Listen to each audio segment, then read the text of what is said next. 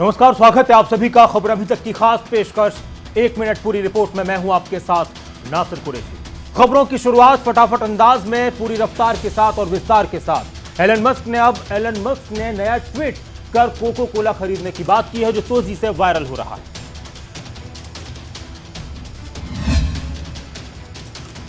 Tesla CEO Elon Musk इन दिनों काफी चर्चाओं में है। एलन मस्क ने हाल ही में दुनिया की सबसे बड़ी सोशल मीडिया कंपनियों में से एक ट्विटर को खरीदा है। वहीं अब एलन मस्क ने एक नया ट्वीट कर कोका कोला खरीदने की बात की है, जो तेजी से वायरल हो रहा है। एलन मस्क ने ट्वीट करते हुए कहा, अब मैं कोका कोला खरीदूंगा ताकि कोकीन डाल सकूं। एलन मस्क के इस ट्वीट पर आधे घंटे में 7 लाख से ज्यादा लाइक्स आ चुके हैं, तो वहीं हजारों लोगों ने इस पर कमेंट भी किया है। आपको बता दें, एलन मस्क ने ट्विटर को $40 बिलियन में खरीदा है। जानकारी के अनुसार एलन मस्क ने कुछ समय पहले ट्विटर की 9% हिस्सेदारी खरीदी थी, जिसके बाद अब उन्होंने ट्विटर के 100% स्टेक हासिल कर लिए है। एलन ने ट्विटर खरीदने के बाद कहा, ट्विटर एक डिजिटल टाउन स्क्वायर है जहां मानवता पर बात और चर्चा की जाती है। ट्विटर को आगे नए और बेहतर फीचर्स के साथ हम बनाना चाहते हैं। इससे पहले उन्होंने कहा था कि ट्विटर पर एंड टू एंड एन्क्रिप्शन होना चाहिए, जिससे आपका मैसेज कोई और न पढ़ सके। तो आप कोको कोला खरीदेंगे या नहीं खरीदेंगे, आने वाला वक्त बताएगा, लेकिन एलन मस्क लगातार अपने ट्वीट से सबको चौंका रहे हैं। अगली खबर जम्मू से है। जम्मू कश्मीर में सुरक्षा बलों ने 2 आतंकियों को ढेर किया है। आतंकियों से कई आधुनिक हथियार भी बरामद हुए हैं।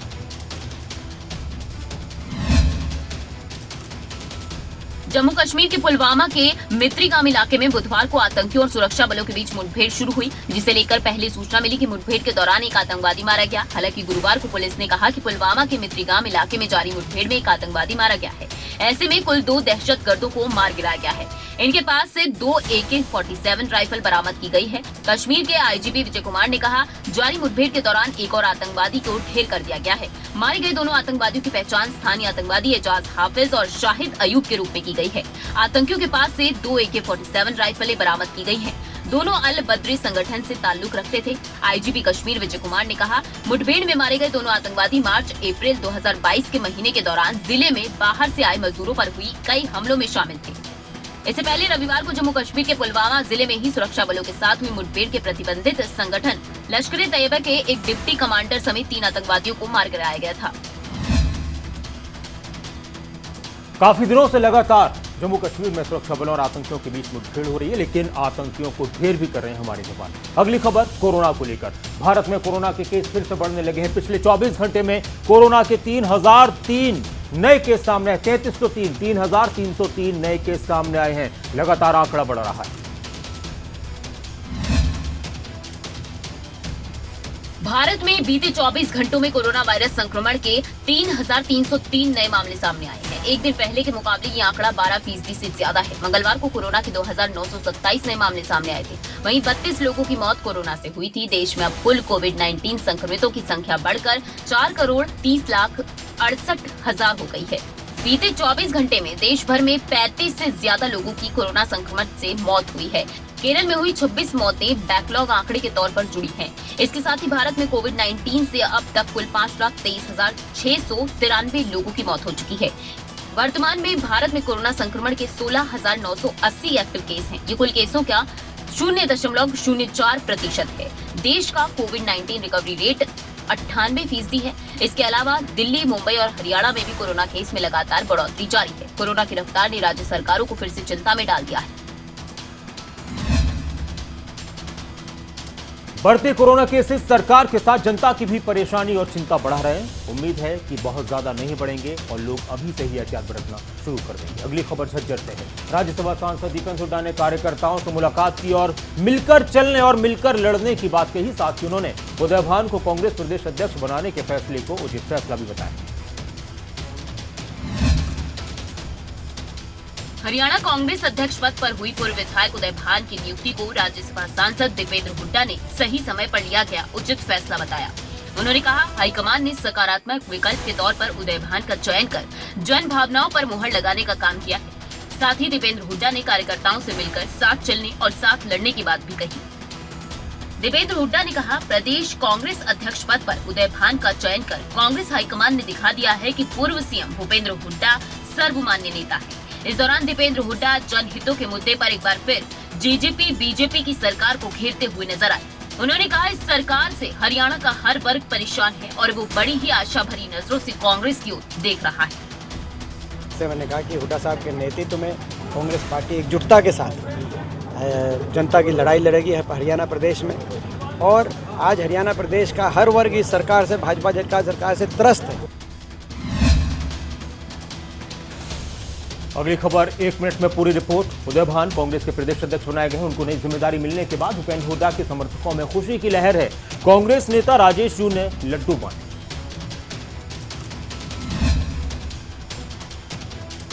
उदय भान को हरियाणा कांग्रेस की कमान मिलने से भूपेंद्र हुड्डा समर्थकों में खुशी की लहर है। बहादुरगढ़ में कांग्रेस नेता राजेश जून ने लड्डू बांटकर खुशी मनाई।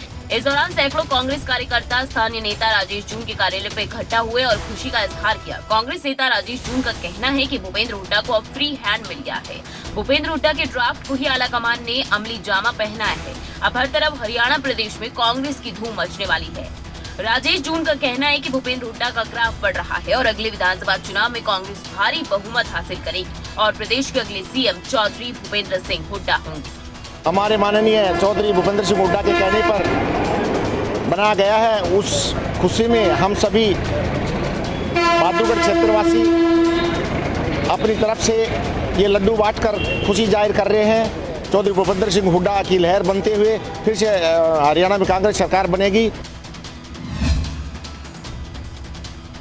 अब कांग्रेस कितना मिलकर चल पाएगी और गुटबाजी कितनी खत्म हो पाएगी, एक साथ कांग्रेस के नेता कितनी मेहनत करेंगे और क्या वाकई में कांग्रेस सरकार बना पाएगी, आने वाला वक्त बताएगा। अगली खबर हरियाणा के गृह मंत्री अनिल विज से जुड़ी हुई है। हरियाणा के गृह मंत्री अनिल विज ने खाद्य एवं औषधि प्रशासन भवन का शिलान्यास किया और मिलावटखोरों को कड़ा संदेश दिया। गृह मंत्री अनिल विज ने पंचकुला के सेक्टर 3 में निर्माण किए जाने वाले खाद्य एवं औषधि प्रशासन भवन का शिलान्यास किया। इस मौके पर हरियाणा विधानसभा अध्यक्ष ज्ञानचंद गुप्ता, अतिरिक्त मुख्य सचिव स्वास्थ्य विभाग राजीव अरोड़ा, विभाग के सचिव वजीर सिंह गोयल भी उपस्थित रहे। अनिल विज ने कहा, करोड़ों रुपए की लागत से खाद्य एवं औषधि भवन का निर्माण होगा। इस भवन में FDA की लेबोरेटरी भी बनाई जाएगी। इसके निर्माण में प्रदेश में मिलावटी खाद्य पदार्थों और नशे के कारोबार पर नकेल कसने के लिए ये कारगर सिद्ध होगा और प्रदेश को लाभ मिलेगा। हरियाणा में 5 जिलों में नई लेबोरेटरी खोली जाएगी जिससे मिलावट करने वालों पर नकेल कसी जा सके। अनिल विज ने कहा, गलत काम करने वालों पर बुलडोजर चलेगा, किसी को बख्शा नहीं जाएगा।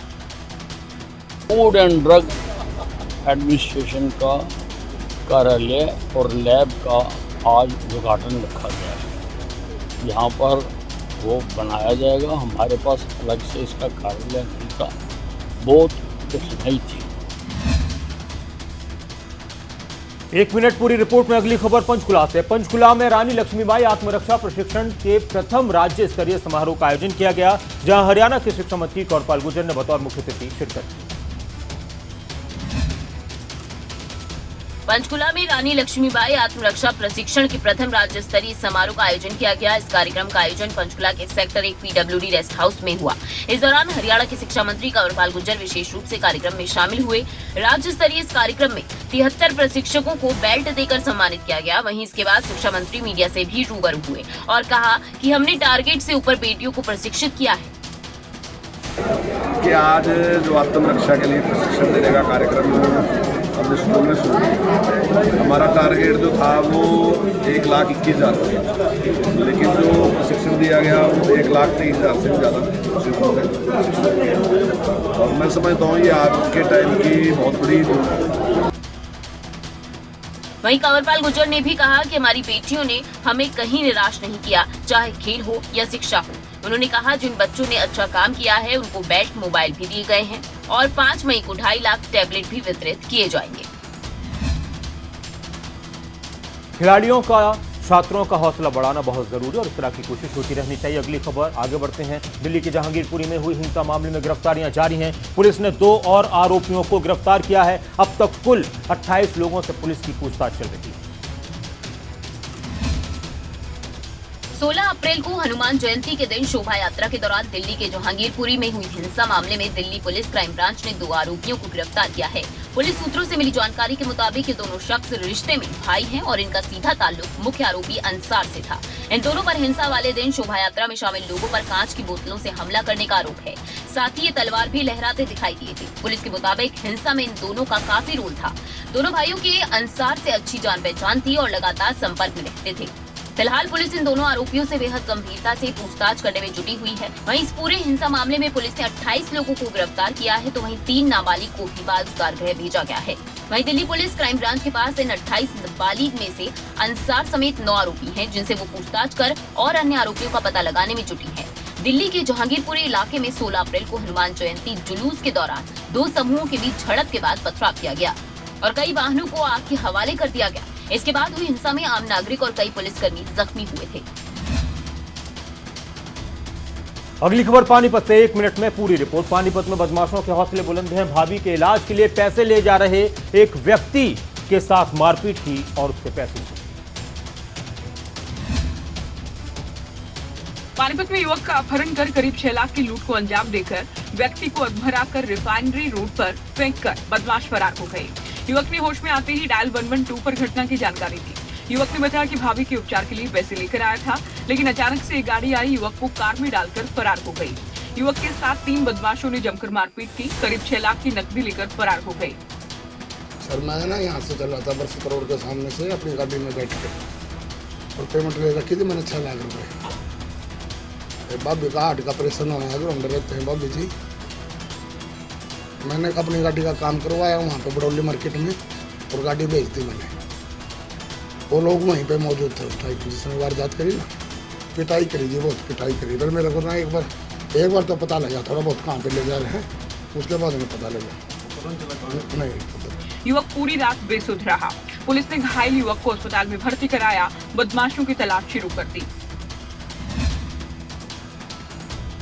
लगातार क्राइम बढ़ रहा है, अपराध बढ़ रहे हैं और बुलंद हौसले हो रहे हैं बदमाशों को। उन्हें कोई डर नहीं है। ऐसी एक खबर कुरुक्षेत्र से। कुरुक्षेत्र में क्राइम ब्रांच ने 2 बड़ी कामयाबी हासिल की है। पुलिस ने शाहबाद उपमंडल में एटीएम लूट की गुत्थी सुलझा ली। नशे की जरूरत को पूरा करने के लिए लोग अपराध के दलदल में फंसते जा रहे हैं। नशा करने के लिए लोग बड़े बड़े अपराधों को अंजाम दे रहे हैं। ऐसा एक मामला कुरुक्षेत्र से सामने आया, जहां बीते दिन शाहबाद के एक एटीएम मशीन की लूट की गुत्थी को सुलझाते हुए पुलिस ने 3 आरोपियों को गिरफ्तार कर लिया। साथ ही पुलिस ने आरोपियों से 5 लाख नकदी के साथ एक चोरी की गाड़ी भी बरामद की है। वहीं इस गिरोह के 2 और आरोपी अभी पुलिस की गिरफ्त से बाहर चल रहे हैं। तो घूम रहे थे तो इन्होंने निर्भीन एरिया का स्वीप किया। अगर ये एटीएम की आप लोकेशन देखेंगे तो ये एक थोड़ा आइसोलेटेड सा रह जाता है। रोड पे इनको लगा कि वहाँ पे मेन रोड से इनके लिए निकलना आसान हो जाएगा, स्पीड अप करना वाहन को आसान हो जाएगा। बहुत कम क्लूज होने के मतलब लैक ऑफ क्लूज है इस केस में, फिर भी उन्होंने बहुत ही मेहनत, बहुत ही शिद्दत से हम लोग पूरा दिन रात लग गया हमने इस केस को सजा। फिलहाल गिरोह के 2 सदस्यों की तलाशी जारी है। देखना होगा पुलिस कब तक इन्हें गिरफ्तार कर पाती है। पुलिस की तरफ से कार्रवाई होती रहे तो शायद कुछ लगाम लगे अपराध पर, लेकिन लगातार अपराध बढ़ रहा है और पुलिस को और ज्यादा तेजी से कार्रवाई करनी होगी। आपको कुछ और खबरों से रूबरू कराएंगे। फरीदाबाद में कुछ आपत्तिजनक सामान मिला। सीएम फ्लैंक टीम ने जब रेड मारी, एक छोटे से ब्रेक के बाद जन्नत।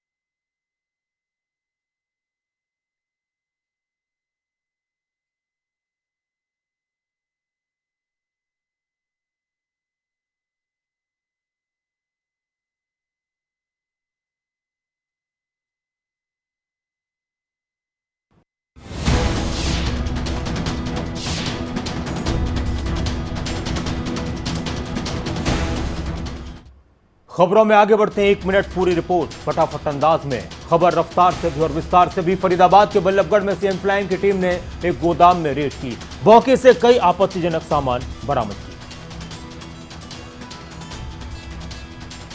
सीएम फ्लाइंग की टीम ने बल्लभगढ़ के ऊंचा गांव में मादक पदार्थ बेचने वाले गोदाम पर छापेमारी की। पुलिस को यहां से आपत्तिजनक वस्तुएं मिली हैं। गोदाम मालिक धड़ल्ले से बेच रहा था। बताया ये गया कि यहां पर काफी मात्रा में नकली सामान भी मिला के, लेकिन मुख्यमंत्री उड़न दस्ते के डीएसपी ने बताया कि ये जांच का विषय है और पुलिस जांच के बाद ही साफ हो पाएगा। मुख्यमंत्री उड़न दस्ते की टीम में फिलहाल मौके पर जीएसटी, आयुष विभाग, खाद्य सुरक्षा विभाग समेत कई विभागों के अधिकारी मौके पर पहुंचे। आज सीएम फ्लाइंग की सूचना के आधार पर हम ऊंचा गांव में एक प्रीमाइसेस रेजिडेंशियल एरिया में यहाँ पर पहुँचे हैं। यहाँ इंस्पेक्शन करने पर तंबाकू और जो कि हरियाणा में लगभग पिछले 3 या 4 साल से बैन चल रहा है, उसकी काफ़ी बड़ी मात्रा में यहाँ पर तंबाकू मिला है और पान मसाला भी हमें यहाँ पर बरामद हुआ, जिसकी सैंपलिंग हम कर रहे हैं। विभाग के अधिकारी अपने स्तर पर जांच कर रहे हैं। अधिकारियों की माने तो कोई भी व्यक्ति गैर कानूनी सामान और खाद्य पदार्थ जैसी किसी भी नकली या मिलावटी सामान की सूचना मुख्यमंत्री उड़न दस्ते को दे सकता है। सूचना देने वाले का नाम भी गुप्त रखा जाएगा।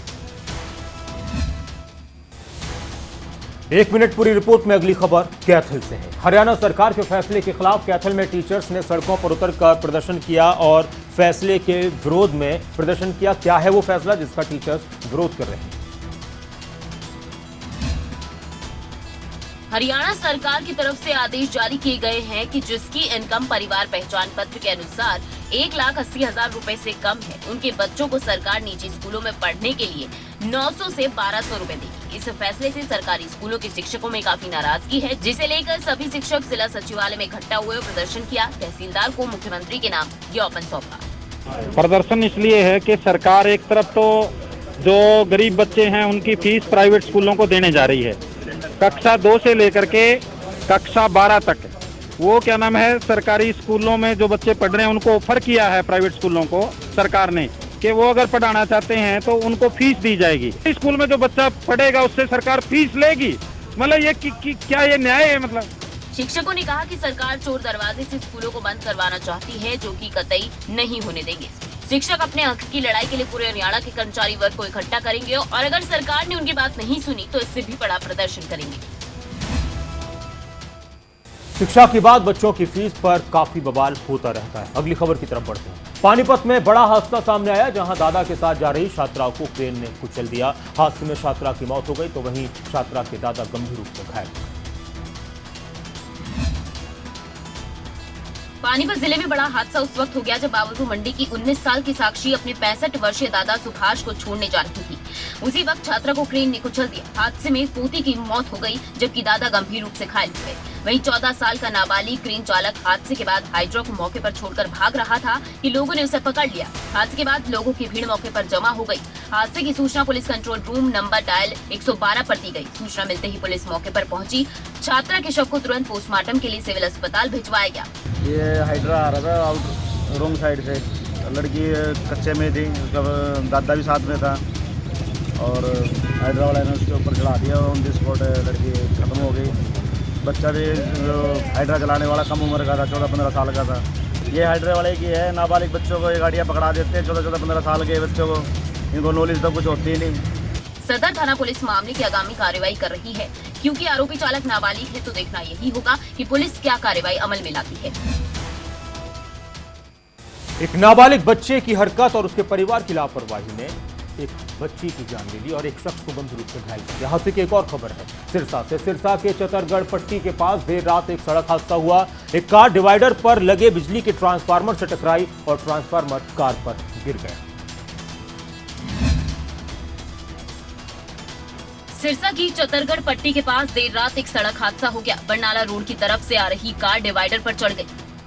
हादसे में कार सवार लोगों को थोड़ी बहुत चोट लगी। कार में सवार लोग बाल बाल बच गए। हादसे के बाद कॉलोनी के लोगों ने एम्बुलेंस और पुलिस को सूचना दी। पुलिस घटनास्थल पर पहुंची। वहीं हादसे के बाद से इलाके में बिजली गुल है और एक तरफ की सड़क भी बाधित हो गई है। प्रत्यक्षदर्शी ने बताया कि रात करीब 12 बजे जब वो अपने घर पर था तो एकदम से धमाके की आवाज आई। जब सड़क पर जाकर देखा तो कार डिवाइडर पर चढ़ी हुई थी और कार के ऊपर ट्रांसफार्मर गिरा था। हालांकि कार सवार लोग सुरक्षित थे। कार में बैठी एक महिला को हल्की चोट लगी थी। हादसा कैसे हुआ इसकी जानकारी नहीं है, लेकिन गनीमत ये रही कि जब बिजली का ट्रांसफार्मर गाड़ी पर गिरा तब इलाके में बत्ती गुल थी, जिसकी वजह से बड़ा हादसा होते होते टल गया। घटना की सूचना पुलिस को भी दी गई और एम्बुलेंस भी बुलाई गई। बताया गया कि कार में 4 लोग सवार थे जो बिल्कुल सुरक्षित गाड़ी से बाहर निकल गए।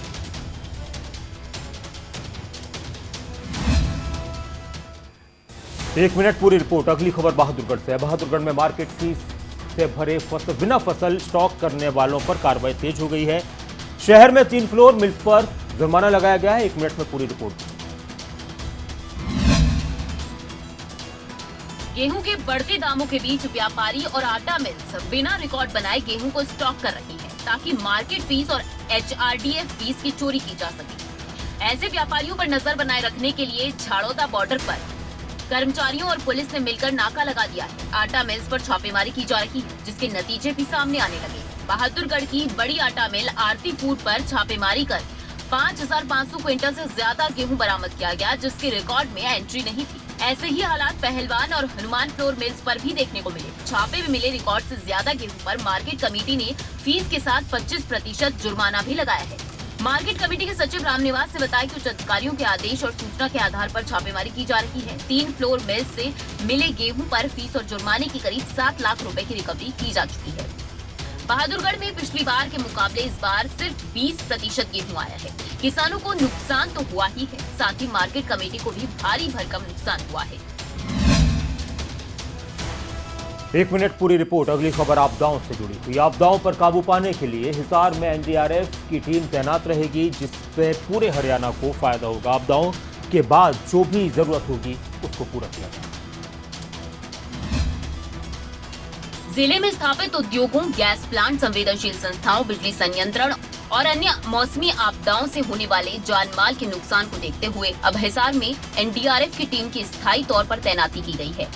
इससे पहले हादसे के समय बठिंडा या गाजियाबाद से NDRF की टीम बुलाई गई थी, जिसे आने में करीब 8 घंटे का समय लग जाता था। लेकिन अब हिसार में NDRF टीम तैनात होने से पूरे हरियाणा को कवर किया जा सकता है और जल्द से जल्द किसी भी स्थान पर आसानी से पहुंचा जा सकता है। उपायुक्त डॉक्टर प्रियंका सोनी ने जानकारी देते हुए बताया कि जिले में NDRF भटिंडा मुख्यालय की 7वीं बटालियन की एक टीम जिले में तैनात रहेगी। कि आप सबके संज्ञान में भी होगा कि कई सारे इंसिडेंट्स ऐसे हुए हैं हिसार में जहाँ पे कि इमीडिएट रिलीफ की हमें आवश्यकता होती है। तो ऐसे सिचुएशन को निपटने के लिए सरकार ने ये फैसला किया है कि अब एक जो बटालियन है NDRF की वो हमारे यहाँ पे ही स्टेशन रहेगी। टीम के सदस्यों का 12 से 26 अप्रैल तक आयोजित विशेष शिविर में नियमित अभ्यास करवाया गया है। तो आपदाओं पर जिस तरह से आपदाओं के बाद मुश्किलें सामने आती हैं, उससे निपटने की पूरी कोशिश यहां पर होने वाली है। आगे बढ़ते हैं। नूह में कथित गौरक्षा दल के वायरल वीडियो का मामला तूल पकड़ रहा है। मामले में अब कांग्रेस विधायक भी असामाजिक तत्वों के खिलाफ सख्त कार्रवाई की मांग कर रहे हैं।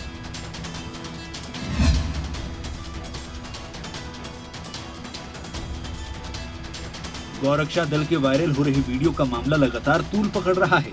गौरक्षा दल के लोग इस वीडियो में बेखौफ हथियार लहराते ही नहीं दिखाई दे रहे, बल्कि एक व्यक्ति को भेड़ बकरियों की तरह जबरन उठाकर गाड़ी में डालते हुए दिखाई दे रहे हैं। इस वीडियो के वायरल होने के बाद इलाके में तनाव का माहौल है।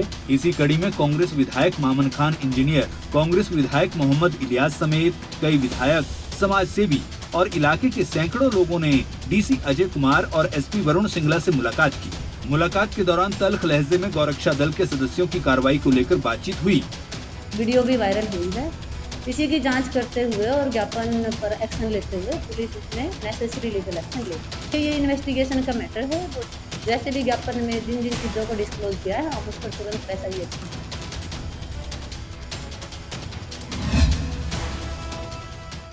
एक मिनट पूरी रिपोर्ट में अगली खबर कैथल से। कैथल के पुलिस ऑफिसर सत्यवान जांगड़ा को राष्ट्रपति पुलिस वीरता पदक मिला है। पुलिस में उत्कृष्ट सेवाओं के लिए उन्हें इस पदक से सम्मानित किया गया। कैथल सीआईए में लंबे समय तक इंचार्ज रहे और पुलिस सेवा से सेवानिवृत्त हो चुके सब इंस्पेक्टर सत्यवान जांगड़ा को राज्यपाल बंडारू दत्तात्रेय ने राष्ट्रपति पुलिस पदक से विभूषित किया। ये सम्मान उन्हें सराहनीय पुलिस सेवाओं के लिए दिया गया। उप निरीक्षक सत्यवान जांगड़ा साल 1982 से पुलिस में सेवाएं प्रदान कर रहे हैं। उन्होंने अपनी सेवाएं अनेक जिलों में प्रदान की और लगभग 12 साल तक सीआईए इंचार्ज रहे और अनेक अपराधों की गुत्थी सुलझाने में उनका बड़ा योगदान रहा। हालांकि 30 अप्रैल 2020 में वो सब इंस्पेक्टर के पद से सेवानिवृत्त हो गए। पुलिस सेवाओं के लिए उन्हें विभाग की ओर से 72 प्रशंसा पत्र भी प्रदान किए गए हैं। इतना ही नहीं, कई बार उन्हें गणतंत्र दिवस और स्वतंत्रता दिवस के समारोह में राज्य स्तर और जिला स्तर पर सम्मानित भी किया गया है। जांगड़ा ने कहा, गणतंत्र दिवस पर साल 2019 में गृह मंत्रालय भारत सरकार की ओर से उन्हें राष्ट्रपति अवार्ड दिए जाने की घोषणा की गई थी।